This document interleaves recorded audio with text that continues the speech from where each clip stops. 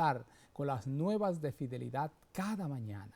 Hoy podemos alabar y exaltar a nuestro Dios, a nuestro Rey, porque Él está a nuestro lado. Él lo ha prometido, estar con nosotros todos los días hasta el fin del mundo. Y por eso, desde Alaska hasta Panamá, a través de nuestro satélite, por supuesto, agradecemos mucho la presencia de ustedes en los canales regulares y desde luego en las plataformas de las redes. Hoy estoy muy feliz, muy agradecido con nuestro Padre Celestial por cada uno de ustedes. Por supuesto, imploramos la misericordia de nuestro Dios, pedimos por aquellas personas que están pasando por un momento complicado, difícil, pero hoy traemos palabras de vida, palabras de esperanza, palabras de certeza en medio de la aflicción. Y por eso queremos pedir a nuestro Padre Celestial que Él nos pueda acompañar a lo largo de este programa. Bienvenidos, esto es Relevancia 7 y este es el momento especial de oración a nuestro Dios. Oremos. Cariñoso Padre que estás en los cielos, alabado y glorificado sea tu nombre.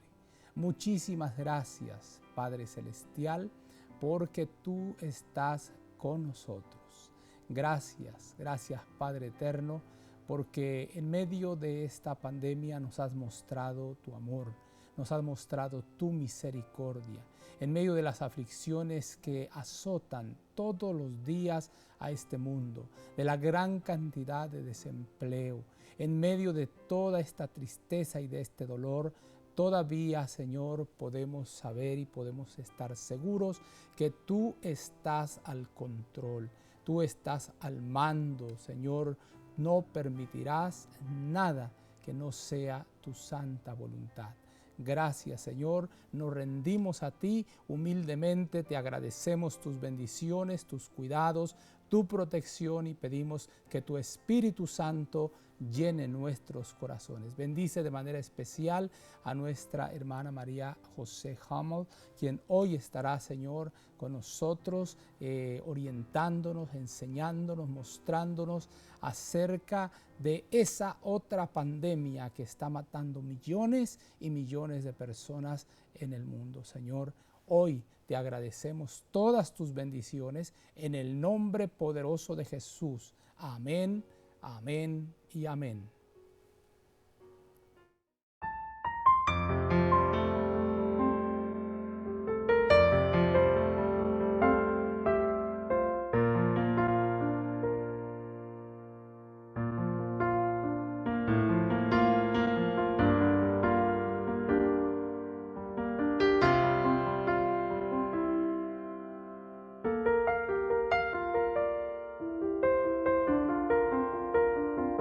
Espíritu Santo, ven, llena mi vida y quédate en mí.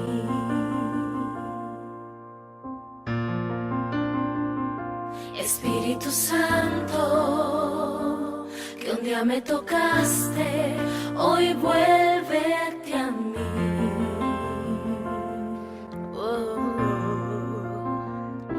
Espíritu Santo, si en mí tú pusieras un poco de ti,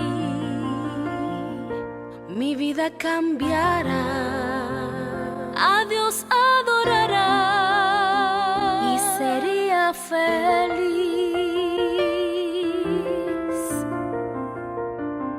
Porque cuando estás en mí, se va la tristeza. Porque cuando estás en mí, me sobran las fuerzas. Por eso te pido, no sueltes mis manos y haz morada en mí.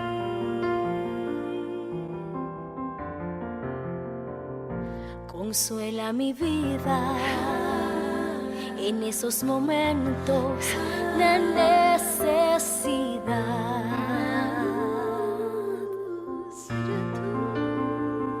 Y allá en el camino por donde que yo llego a la santidad.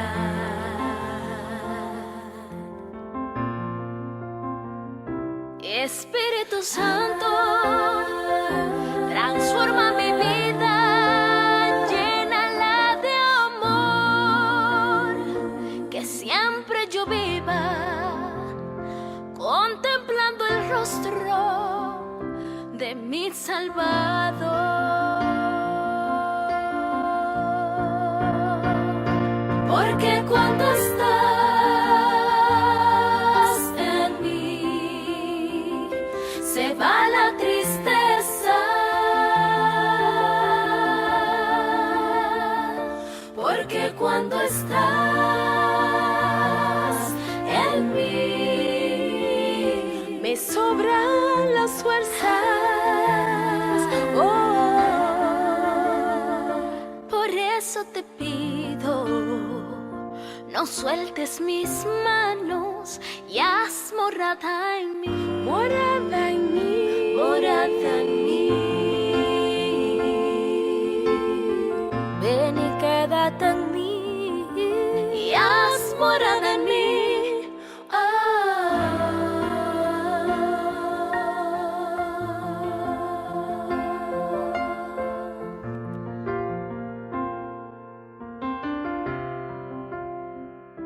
Por eso te pido, no sueltes mis manos y haz morada en mí.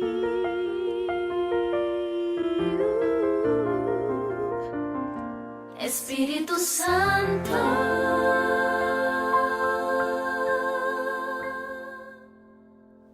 La palabra de Dios dice en Romanos capítulo 6, versículo 23, porque la paga del pecado es muerte.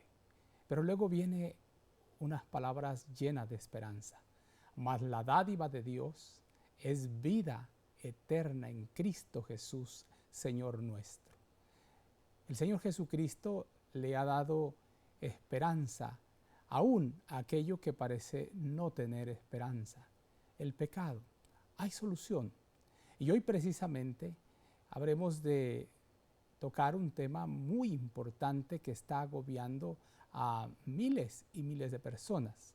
A decir verdad, está ocupando en este momento la séptima causa de muerte en el mundo, después de las enfermedades cardiovasculares, el cáncer y algunas otras causas de muerte.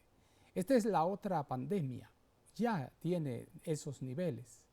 Realmente es un momento difícil y hoy podemos entender y podemos comprender que este panorama en el mundo es terrible, es una situación complicada. Como te decía, es la séptima causa de muerte en el mundo. Me refiero precisamente a la diabetes. Y deja mostrarte algunos gráficos rápidamente a manera de introducción. ¿Sabías que más del 80% de las muertes por diabetes se registran en países de ingresos medios y bajos? Un 50% de los pacientes diabéticos muere por enfermedades cardiovasculares. Además, la diabetes incrementa el riesgo de úlceras en los pies, infección o amputación. Y se prevé que para el 2030, la diabetes será la séptima causa de mortalidad en el mundo. Cada 3 segundos se registra una muerte por causa de diabetes. La diabetes es un asesino, un enemigo. Realmente hoy te quiero mostrar precisamente estos datos. Cada 3 segundos es un nuevo caso de diabetes.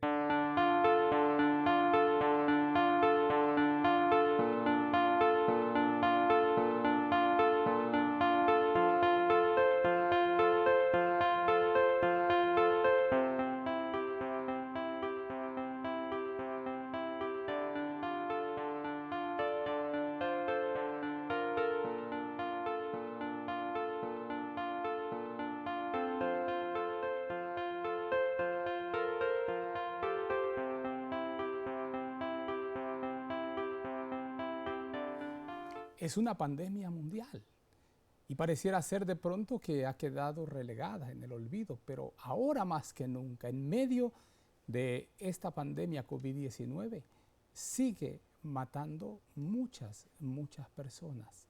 La diabetes es un enemigo mortal. Quiero que lo veas. Donde quiera que la sangre fluya en el cuerpo, podrán encontrarse los efectos corrosivos de la alta concentración de azúcar en sangre. En el corazón, en los riñones, en la piel, en los ojos. Catalogada correctamente como una epidemia, es la primera amenaza para la salud futura de los habitantes de este planeta. Esta es la historia de la diabetes a lo largo y ancho del globo. Desde las urbes más prósperas hasta las aldeas más recónditas, la diabetes es un incansable igualador que afecta tanto a los ricos como a los más desfavorecidos. Y es que actualmente, en el siglo XXI, tenemos una epidemia de diabetes tipo 2.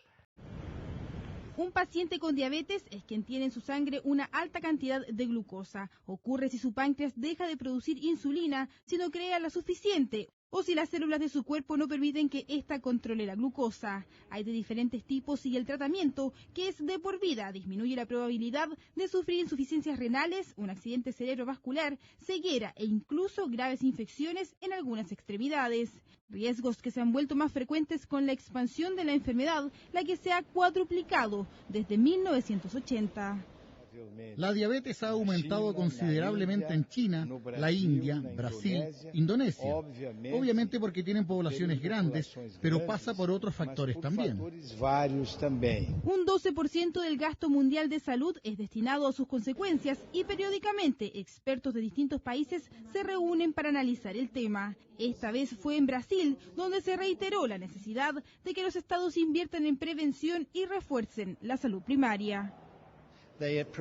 Ellos están preparados para gastar hoy y para lidiar con grandes problemas, como tener un ataque al corazón, pero no son buenos atendiendo enfermedades crónicas. Tendremos diabetes quizás en los próximos 30 años.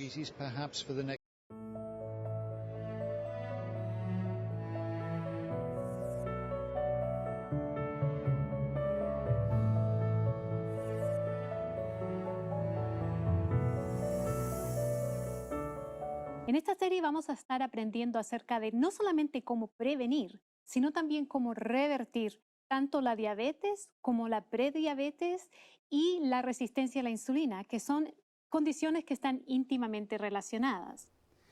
Nutricionista, educadora, una sierva del Señor, escritora. Es un gusto para mí nuevamente conversar con la doctora María José Hamel. Es una alegría, doctora, tenerle nuevamente con nosotros y bueno, es una terrible realidad que nos encontramos con la diabetes como una verdadera pandemia, ¿no es así?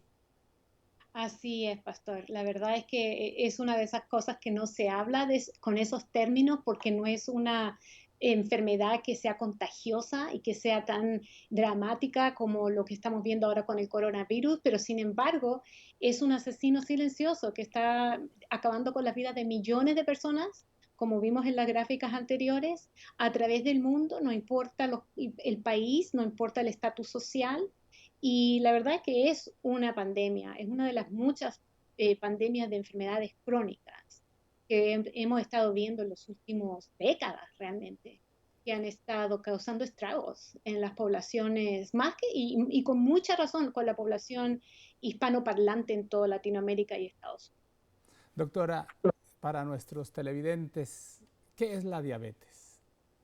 Bueno, la diabetes es una enfermedad de metabolismo en la cual el cuerpo ya no puede controlar los niveles de glucosa en la sangre. Y esto puede ocurrir por dos razones. Una razón es porque tal vez ya el páncreas no produce suficiente insulina, que es la que abre, se puede decir, las puertas en las células para que pueda entrar la glucosa y entonces pueda utilizar las células este combustible para poder vivir, se puede decir. Y muchas veces el páncreas por algún motivo no produce suficiente insulina, pero en la gran mayoría de los casos ese no es el motivo.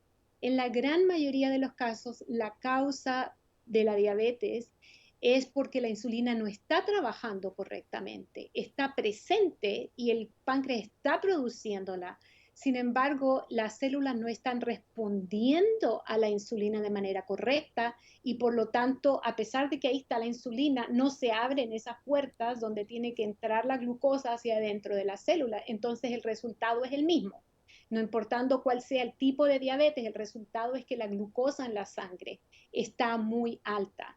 Y eso puede tener consecuencias secundarias muy graves. Puede llevar a tener enfermedades cardiovasculares y accidentes cerebrovasculares, es decir, stroke, como le decimos aquí en inglés, o embolia o apoplejía. Y la gran mayoría de las personas que tienen diabetes realmente mueren por otras causas, ya sea una enfermedad al corazón o por un accidente cerebrovascular. Entonces, tener azúcar alta en la sangre es muy peligroso. Doctora, se habla de diabetes 1, diabetes mellitus 2, diabetes gestacional. ¿Qué diferencia entre una y otra? La diabetes tipo 1, antes se le llamaba diabetes juvenil porque realmente se diagnosticaba en una parte, durante los años tempranos de la vida, durante la niñez o la juventud. Y esa es la que se produce cuando el páncreas no está funcionando correctamente. Y ese tipo de diabetes no es tan común, a pesar de que mucha gente tiene este concepto de que la diabetes es porque no hay suficiente insulina.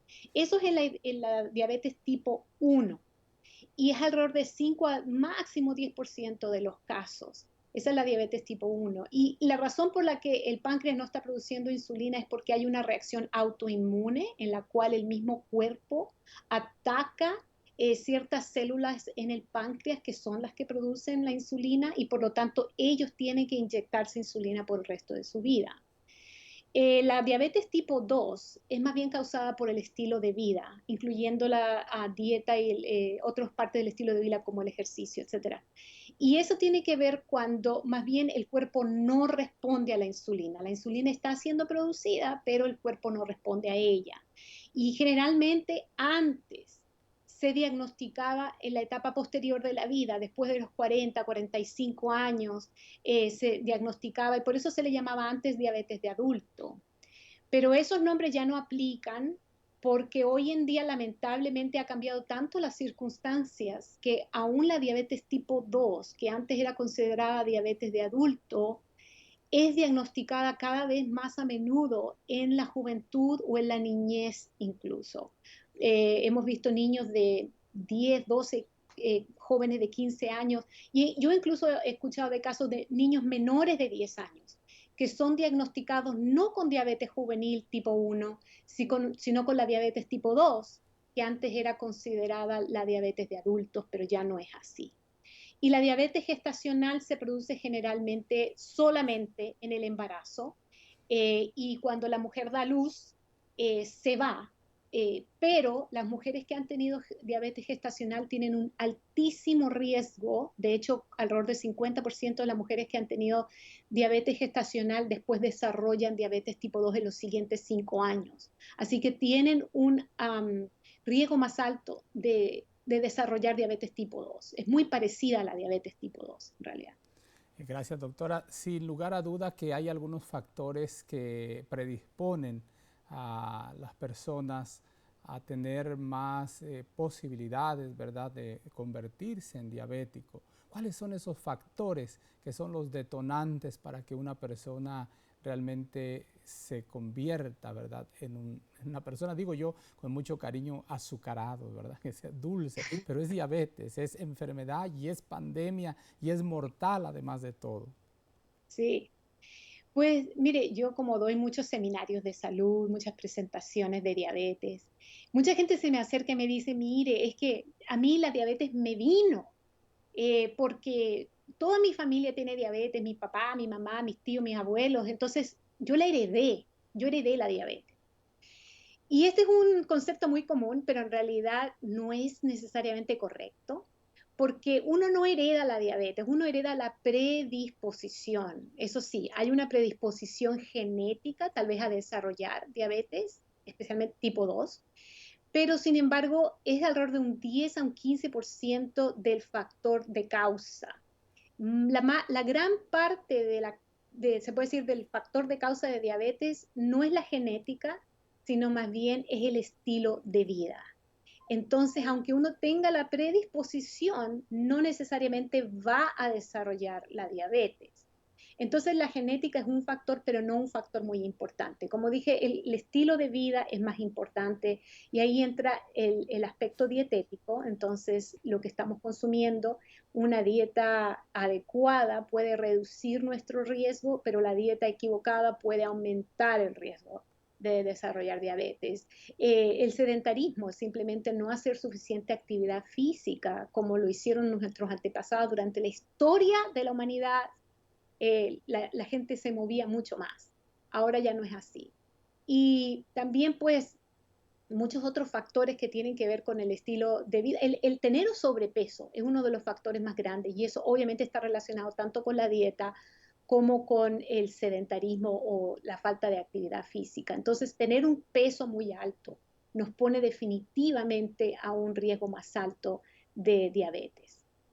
Doctora, hay algo muy importante. Usted menciona en sus videos, en algunos de sus seminarios, excelentes por cierto. De paso quiero recomendar, amigos, el canal de YouTube donde la doctora María José tiene un amplio material, precioso material realmente. Es el canal Salud para Hoy. Realmente un ministerio extraordinario, muy hermoso. Tiene también los libros, valga la pena recomendar, ¿verdad?, ampliamente.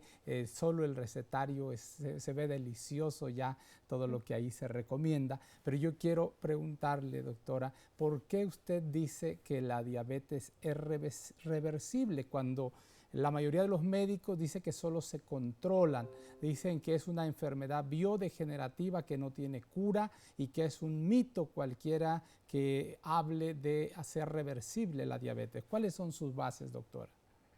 Bueno, de hecho, déjeme decirle que yo he tenido la misma experiencia de yo haber trabajado en una clínica con personas, médicos, etcétera, y he hecho clases de diabetes en la clínica. Y una vez me tocó hacer una clase de diabetes con una doctora que dijo precisamente eso, la primera clase. La diabetes tipo 2 es una enfermedad crónica. Ustedes la van a tener para el resto de su vida. Y si no han usado todavía la insulina, la van a llegar a usar todos los diabéticos. Y yo la siguiente clase la tuve sola con los participantes que estaban ahí. Ahí tuve la oportunidad de también aclarar un poco que las últimas investigaciones que se han hecho con respecto a la alimentación, a la diabetes tipo 2, etcétera, es que la diabetes tipo 2 sí se puede revertir, no es necesariamente crónica y se puede revertir en más del 90% de los casos de acuerdo a las estadísticas. Es decir, la gran mayoría de los diabéticos con tipo 2 sí pueden revertir la enfermedad. Ahora esto puede depender de algunos factores, como por ejemplo cuántos años la persona ha tenido la diabetes, y si ya está ocupando insulina o todavía no, qué tanto daño puede haber en el páncreas, porque después de muchos años de diabetes tipo 2, sí puede ocurrir algún daño en el páncreas. Entonces algunas personas puede que no la reviertan completamente, todavía tengan que utilizar un poco de insulina, pero en más del 90% de los casos se puede revertir, y en lo que me baso es simplemente investigaciones científicas que se han realizado con pacientes que se han puesto a un tratamiento diferente al convencional. Y el tratamiento diferente más que nada corresponde a un tipo de alimentación muy específica que ayuda a revertir la causa subyacente, la raíz del problema de la diabetes, que es la resistencia a la insulina. Si nosotros podemos revertir la resistencia a la insulina, vamos a poder revertir la diabetes tipo 2. Doctora, usted hace énfasis precisamente en que la alimentación es algo fundamental, y viendo todos los conceptos, todo lo que ha investigado, noto que donde más erramos los diabéticos es en el asunto de la alimentación. Parece ser que estamos invirtiendo el tipo de alimentos que ponemos en nuestro plato. Y usted menciona algo que, por cierto, es muy delicioso. Lo estamos practicando, debo decírselo, porque hay un porcentaje en ese platillo que debe consumir la persona que está enfrentando la diabetes. ¿Cómo es eso? Bueno, yo lo que utilizo en mi educación de diabetes, cuando hago seminarios, cuando hago programas de diabetes, es que utilizo lo que se llama el modelo del plato. Y el modelo del plato consiste en, vamos a decir, la forma del plato, y nos ayuda a ver las proporciones de cada alimento que debemos consumir. Entonces yo lo ilustro de la siguiente manera. La mitad del plato debe llevar frutas o vegetales. Ojalá crudos, si se puede, una vez por día o más, porque los alimentos vegetales, frutas y vegetales crudos tienen la mayor cantidad de vitaminas, minerales y antioxidantes que muchas veces en el proceso de cocción o el proceso de simplemente de procesar los alimentos se pierde. Entonces la mitad debe ser frutas o vegetales y la gran mayoría de las personas que vivimos en Estados Unidos y en otros países donde se consume prácticamente la misma alimentación que en Estados Unidos no consumen esa cantidad mínima que se debe de consumir, que es la mitad de la alimentación. Y pues lamentablemente por eso que hay muchos problemas que tienen que ver con se puede decir enfermedades crónicas. Hay muchas enfermedades crónicas debido al bajo nivel de frutas y vegetales que consumimos. La otra mitad yo lo divido en dos. Y una cuarta parte del plato son los carbohidratos o almidones que también generalmente a los diabéticos se les dice que deben eliminar o limitar o bajar o reducir. Y lo que yo me he fijado es que no es necesario reducirlo por completo, sino que se pueden consumir alimentos que son altos en almidones o en carbohidratos, siempre y cuando no estén refinados, no estén procesados. Ahí está la gran clave y la gran diferencia.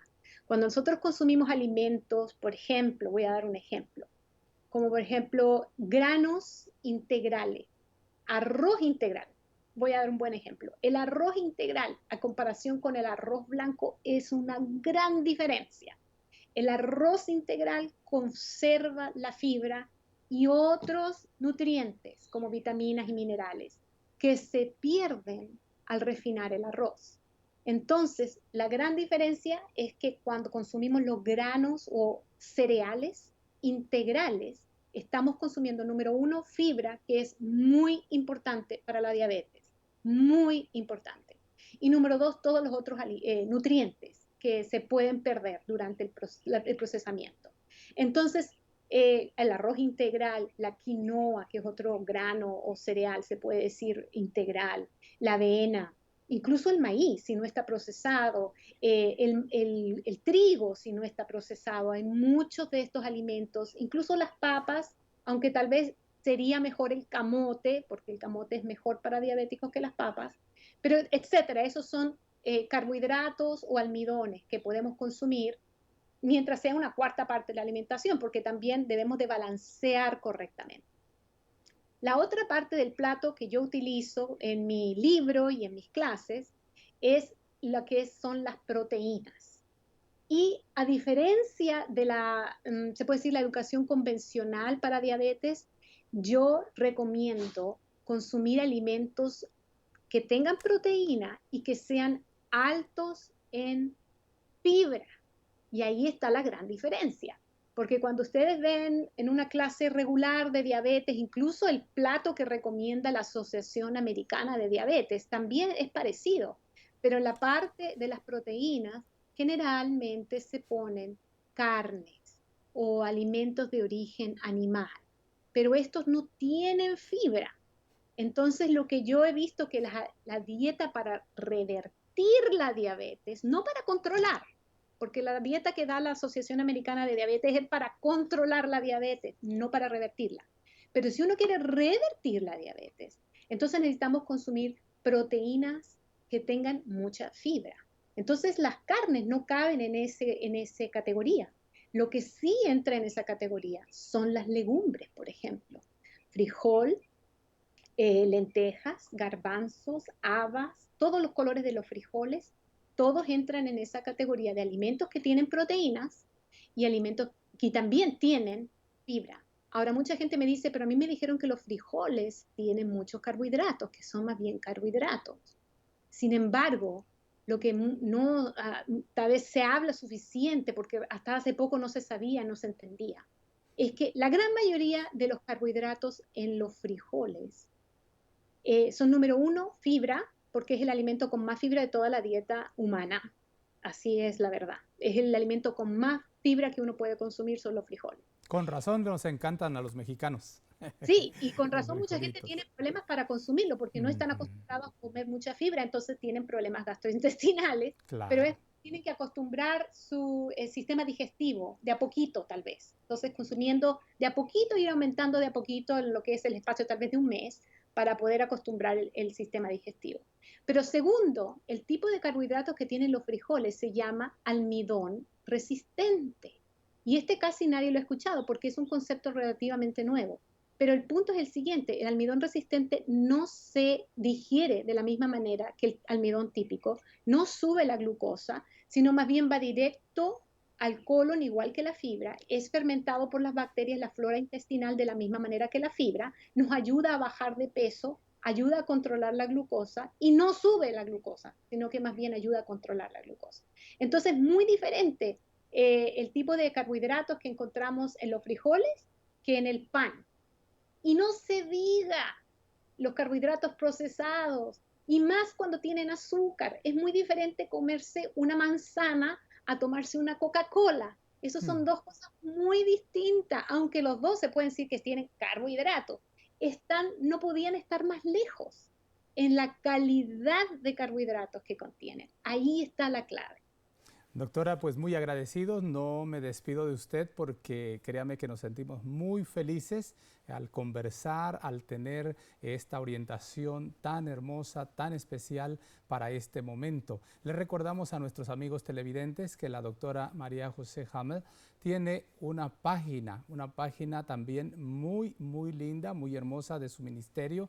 La página, doctora, si es tan amable de darnos la dirección de esta página. Claro que sí. Simplemente se pueden dirigir a saludparahoy.com. Correcto, saludparahoy.com.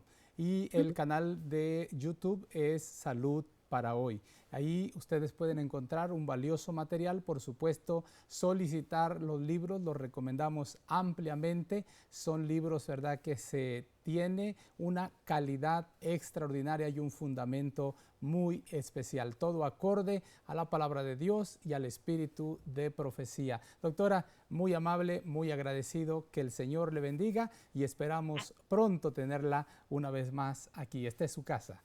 Gracias, doctora. Que Dios le bendiga. Muchas gracias por tenerme. Gracias, muy amable. Bueno, continuamos, nos quedan todavía algunos minutos muy importantes y rápidamente recorremos el mundo a través de nuestros titulares en este día, este 14 de mayo. Bendiciones. Vamos a los titulares.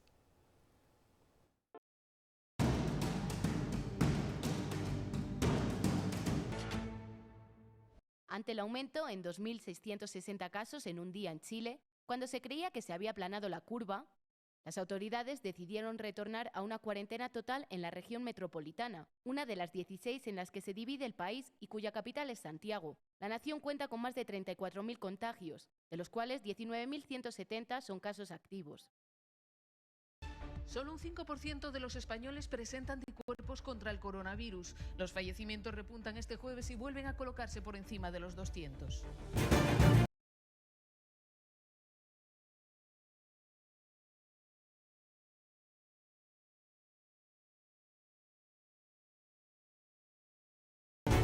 $2,9 millones de personas solicitaron la semana pasada el subsidio por desempleo en Estados Unidos, por lo que ya son unos 37 millones los que pidieron ese beneficio en los últimos 2 meses, debido al impacto de la crisis sanitaria por la pandemia del coronavirus. El Departamento de Trabajo informó que el índice de desempleo alcanzó un 14,7%, el mayor incremento desde la Gran Depresión.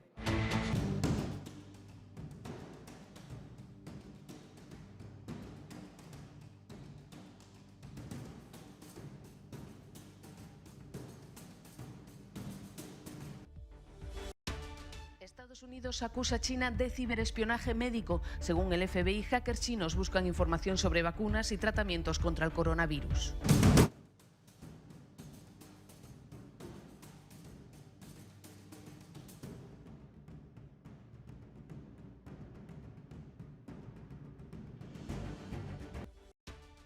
La Comisión Europea presenta su estrategia para reabrir las fronteras internas de Europa como medio para resucitar el turismo y dar oxígeno a la economía.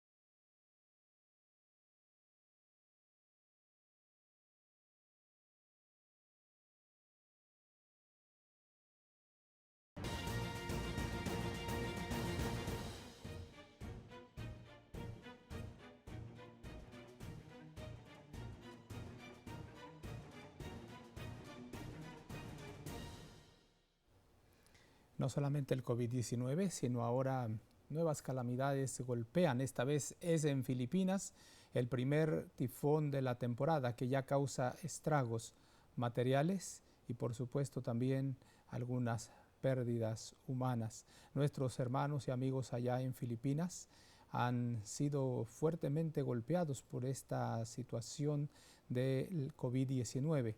Hemos tenido contacto con algunos de ellos. Por cierto, enviamos un saludo cordial hasta la Universidad Adventista allá en Filipinas a nuestros amigos y compañeros, deseando que el Señor Todopoderoso les cuide, les bendiga, les fortalezca en medio de esta crisis. Y ahora el primer tifón ya de la temporada toca tierra en Filipinas. Adelante.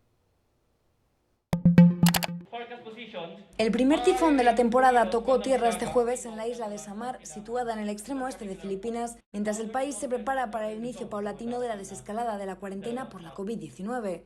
El tifón Bonfong se intensificó pocas horas antes de tocar tierra en la localidad de San Policarpio, en la provincia de Samar Oriental.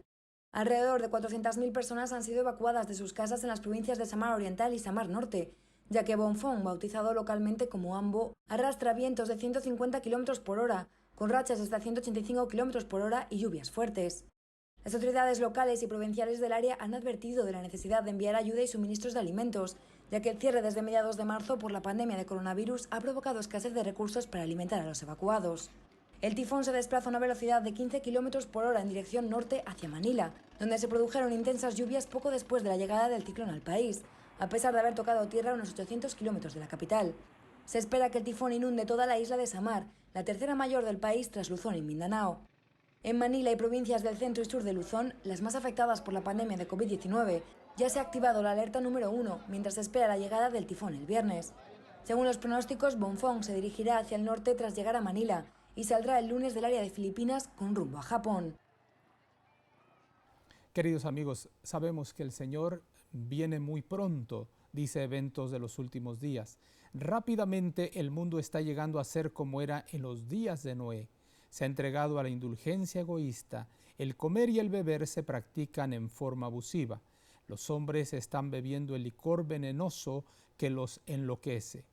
En los días de Noé, la abrumadora mayoría se oponía a la verdad y estaba prendada de una trama de falsedades. Atención ahora.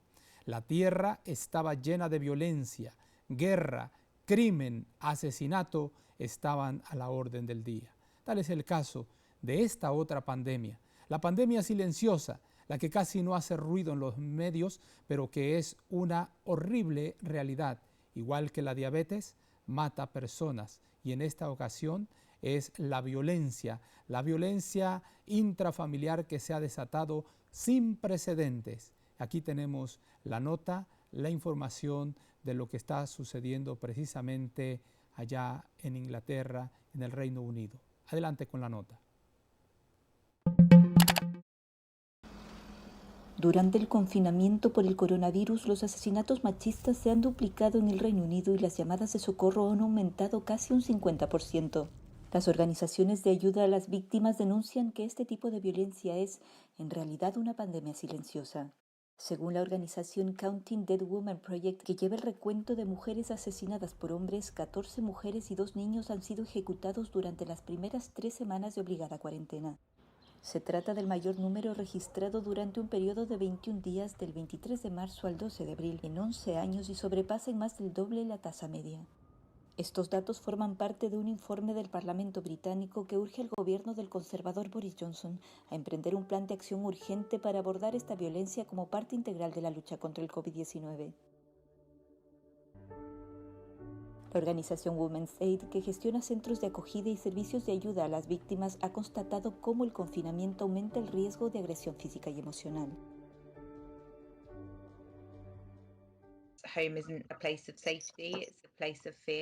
Lucy Hadley, gestora de campañas, explica que el hogar no es un sitio seguro para muchas mujeres, ya que al estar encerradas con sus maltratadores durante un periodo significativo de tiempo, la violencia aumenta y sus posibilidades de obtener ayuda son mucho más limitadas.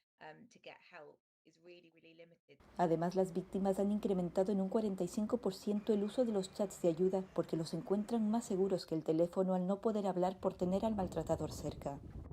A ello se suma la acuciante falta de centros de acogida en el Reino Unido, que provocó que el 64% de las solicitudes para acceder a estos fueran rechazadas entre 2018 y 2019, lo que ha levantado las críticas al gobierno por la falta de recursos. En 2019, al menos 115 mujeres fueron asesinadas por hombres en el Reino Unido y hasta abril de 2020 se contabilizan 45 feminicidios, según los datos de Counting Dead Women Project. En las escenas finales de la historia de esta tierra, la guerra prevalecerá. Habrá epidemias, mortandad y hambre. Las aguas del abismo rebasarán sus límites. Incendios e inundaciones destruirán la propiedad y la vida. Debiéramos estar alistándonos para las mansiones que Cristo ha ido a preparar para los que le aman. Maranata, el Señor viene. Eventos de los últimos días, página 172. Hambre. ¿Y cómo no haber hambre si no hay empleo? Si ha habido tanta pérdida y pérdida de empleo, la situación económica es dura, es cruda, y especialmente para los países en vías de desarrollo es sumamente cruel. Sin precedentes es la situación en África. La nota es para ustedes. Las previsiones económicas para África debido al coronavirus no son nada halagüeñas. El Banco Mundial y el Fondo Monetario Internacional auguran recesión y una crisis sin precedentes, a pesar de la pequeña incidencia en datos de la pandemia al haber registrado apenas cerca de 55.000 casos y alrededor de 2.000 muertes, muy lejos de las cifras de Europa o Estados Unidos. Unas predicciones económicas que a ojos de varios economistas africanos se quedan cortas, pero que ponen al continente ante una oportunidad única para plantarse ante la deuda y las políticas impuestas durante años por estos organismos multilaterales. El Banco Mundial augura una caída en 2020 que puede oscilar entre el menos 2,1% y el menos 5,1%, y con ella la primera recesión en los últimos 25 años, mientras que el Fondo Monetario Internacional prevé que África se enfrente a una crisis económica y de salud sin precedentes, con un retroceso del 1,6% este año. El crecimiento de África disminuirá debido a que sus economías son dependientes de las ganancias de la exportación de materias primas, cuyos precios se han desplomado, como los minerales, el cacao, el café o el petróleo, y que ha sufrido con una caída de máximos históricos que ya ha ocasionado, por ejemplo, a Nigeria, primer productor petrolero de África, una pérdida de ingresos por crudo de un 80%. Entre las medidas que plantean tanto el Banco Mundial como el Fondo Monetario Internacional para que el choque económico sea menor para los países africanos y ese dinero pueda utilizarse para controlar la pandemia, se encuentra el alivio inmediato de la deuda por parte de los acreedores bilaterales. Pero la crisis ocasionada por el coronavirus va a poner sobre la mesa un conjunto de situaciones que transformarán completamente el debate económico y alterarán el debate sobre el rol del Estado en la protección social. En un contexto en el que se observa la poca fe y confianza que las poblaciones del continente africano tienen en sus gobiernos, debido a la percepción de que el Estado africano es incapaz de proveer, esta crisis da la oportunidad al continente de repensar todos estos modelos que han estado implementando y que se imponen muy externamente. Entre los más afectados durante esta crisis, durante esta pandemia, por supuesto, están los niños.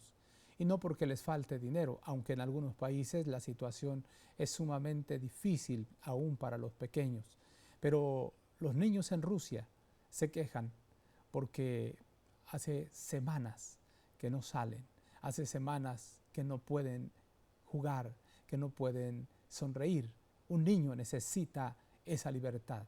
En este momento están prisioneros, prisioneros de esta pandemia, prisioneros del egoísmo del ser humano, prisioneros de las causas que han propiciado todo esto o de quienes lo han causado. Aquí está el rostro de los niños. Durante el confinamiento a los moscovitas no se les permite ni dar un corto paseo con sus hijos.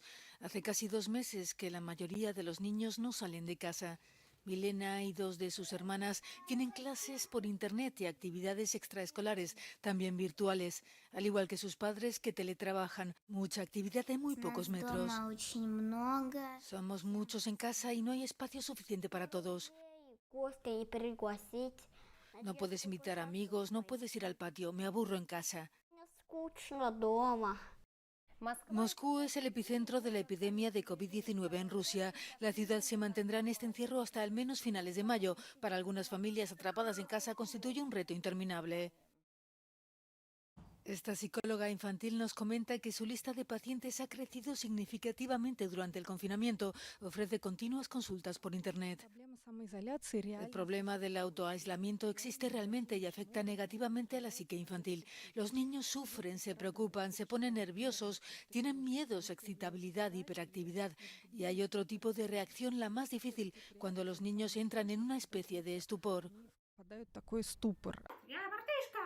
Ekaterina pidió a la Fundación Amway, que apoya a padres adoptivos, soporte psicológico para su familia. Ella y sus 2 hijos adoptados viven en un apartamento de 30 metros cuadrados.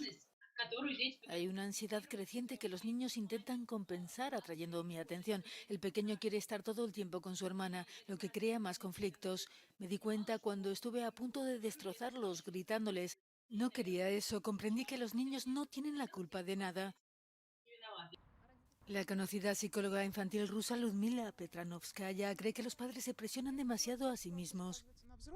En primer lugar, toda esta situación afecta a los adultos, a los padres con miedos a causa de la epidemia, que están nerviosos por el aislamiento, que están preocupados por lo que ocurrirá en sus trabajos. Y el estrés de los padres se refleja siempre en los niños. Ahora es muy importante para los adultos que se vean a sí mismos como un recurso, como un valor, como la fuente de bienestar para toda la familia, incluidos los hijos que dependen de ellos. Ojalá que pronto pase esto. Por lo menos es lo que anhelamos, volver a respirar el aire puro. Tal es el caso de los angelinos aquí en Estados Unidos, a quienes se les ha dado oportunidad, déjenme decirlo así, se les ha dado, porque era un derecho inalienable, ser libres. Ahora las cosas han cambiado. Pero bueno, este domingo han salido ya por indicaciones, cuidando algunas medidas, en fin, y ojalá que esto se extienda. Respirar el aire puro es maravilloso, es limpiar los pulmones. El agua de mar está entre lo más saludable para el cuerpo humano. Ojalá que los parques se abran, ojalá que no se abrieran ya los centros de vicio, ojalá que no se abrieran los centros de maldad, que se abran las iglesias, que se abran los lugares a donde debemos estar. Amigos míos, termino diciéndoles, conserven una sonrisa en sus labios, una oración en la mente y una canción en el corazón. Hasta la próxima.